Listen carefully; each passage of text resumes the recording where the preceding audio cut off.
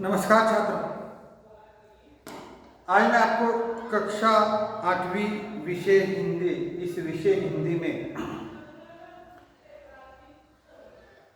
पहली इकाई में जो 9वीं कविता है उसका नाम है अनमोल वाणी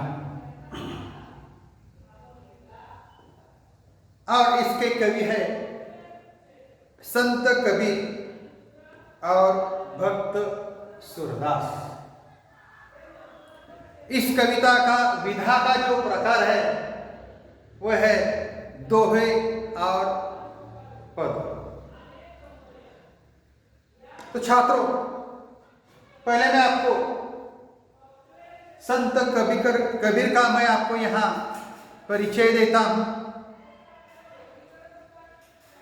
संत कबीर का जन्म हमारे भारत देश में उत्तर प्रदेश राज्य में लगभग 1398 में हो गया है और उनकी मृत्यु हमारे भारत देश में उत्तर प्रदेश नाम का जो राज्य है उसमें लगभग 1518 में हो गई। भक्तिकालीन निर्गुण काव्य धारा के संत कवि कबीर मानवता एवं समता के प्रबल वे समर्थक थे। कौन? संत कबीर। इनकी जो प्रमुख कृतियां है उनका नाम बताता हूं। उसका साखी, शबद, रमैनी, इन तीनों का संग्रह बीजक नामक ग्रंथ में किया गया है। उसके बाद पद के जो कवि है उसका नाम है भक्त सूरदास। उसका मैं परिचय देता हूं। भक्त सूरदास का जन्म भारत देश में उत्तर प्रदेश नाम के राज्य में लगभग 1478 में आगरा में हो गया है और उनकी मृत्यु 1563 से 1591 के बीच हो गई है। उनका मैं आपको परिचय देता हूं भक्त सूरदास का। सूरदास जी वात्सल्य रस के सम्राट माने जाते हैं।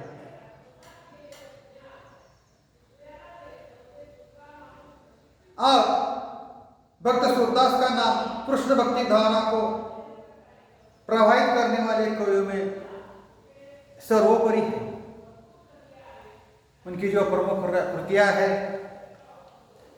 जैसे सुरसागर, सुरसारावली, साहित्य लहरी, नर दमयंती, ये उनकी प्रमुख कृतियां हैं। तो छात्रों, प्रस्तुत कविता में यहां संत कबीरदास ने अपने दोहे में मनुष्य को सद्गुणों को अपनाकर आगे बढ़ने को कहा है। और भक्त सूरदास के पद में यहां भक्त सूरदास ने रचित यह पद जो सुरसागर महाकाव्य से लिया गया है। कौन सा? सुरसागर से, सुरसागर महाकाव्य से लिया गया है। इसमें, इस पद में श्री कृष्ण की बाल्यावस्था में बाल सुलभ लीलाओं का उन्होंने यहां वर्णन किया है। तो छात्रों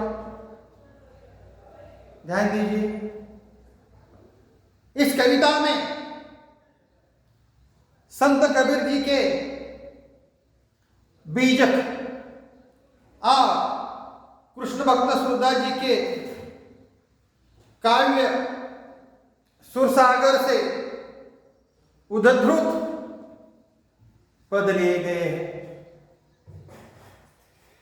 कबीर मनुष्य के सद्व्यवहार और सद्गुणों पर बल देते हैं। तो सूरदास जी ने कृष्ण की बाल सुलभ बातों से, जैसे दूध नहीं पीना, माता द्वारा चोटी बढ़ाने का प्रलोभन देना,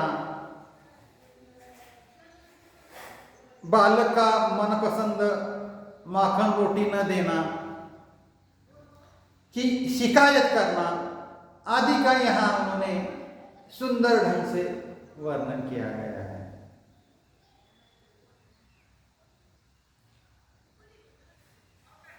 यहां मैं आपको संत कबीर के जो दोहे हैं उसका मैं प्रकट वाचन करता हूं, उसके बाद उसका मैं आपको सरल अर्थ बताता हूं। तो छात्रों ध्यान दीजिए, क्या कहा है उन्होंने अपने दोहों में। वे कहते हैं, जैसा भोजन खाइए तैसा ही मन होया। तैसा यानी वैसा। जैसा पानी पीजिए तैसी, तैसी यानी वैसी बानी होए। बानी यानी वाणी।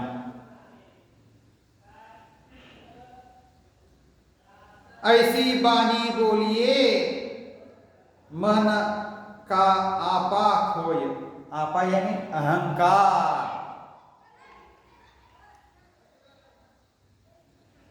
औरों को शीतल करे। औरों को यानी औरों को। आपो शीतल होय। आपो यानी स्वयं भी, खुद भी। बोरा जो देखन मैं चाह, बोरा न मिलिया कोई। मिले यानी मिला, कोई का अर्थ है कोई।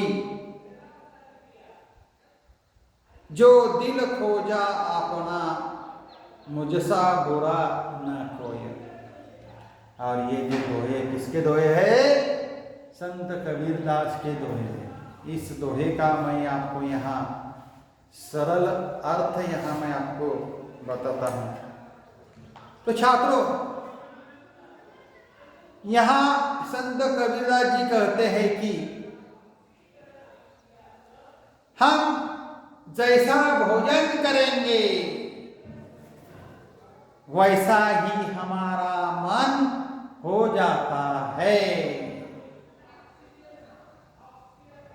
उसी प्रकार हम जैसा जल पीते हैं वैसा ही हमारी भाषा यानी वाणी हो जाती है।